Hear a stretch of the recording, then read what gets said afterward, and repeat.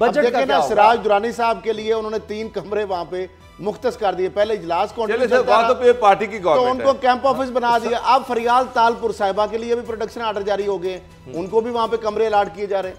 तो मैं समझता हूँ कि ये किस तरह का हिसाब हो गया सामा साहब।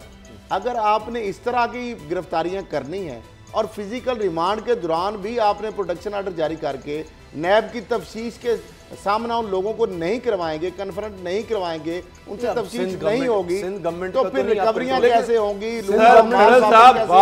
बात ये है कि नेशनल असेंबली की पॉलिसी डिफरेंट है, पंजाब असेंबली की पॉलिसी डिफरेंट है।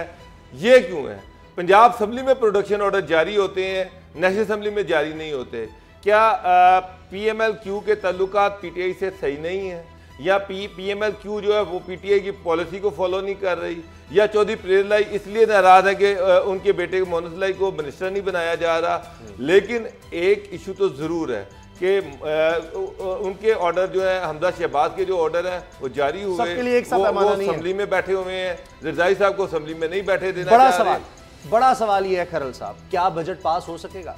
क्योंकि ये तो बड़ा अदम इत्मीनाद हो जाएगा तहरीक इंसाफ की हुकूमत पर अगर ये बजट नहीं पास करवा सकी। और ये तो वाज़ेह है, बाकी चीज़ों पर इख्तलाफ होगा कि जनाब इस हुकूमत को गिराना है, नहीं गिराना, क्या करना है, इलेक्शन ना हो जाए, लोगों को सड़कों पर ला सकते नहीं ला सकते। एक चीज़ पर इत्तेफाक वाज़ेह है कि किसी सूरत कुछ हो जाए, बजट नहीं पास करने देना इस हुकूमत को। इस पर तो वाज़ेह तौर पर नजर आ रही है अपोजिशन जुड़ी हुई। उसामा साहब, बजट तो पास हो जाएगा, 2 दिन बाद हो जाएगा, 3 दिन बाद हो जाएगा, और ये एक कानूनी रिक्वायरमेंट है। कभी ऐसे पाकिस्तान की तारीख में ऐसा नहीं हुआ कि बजट पास ना हुआ।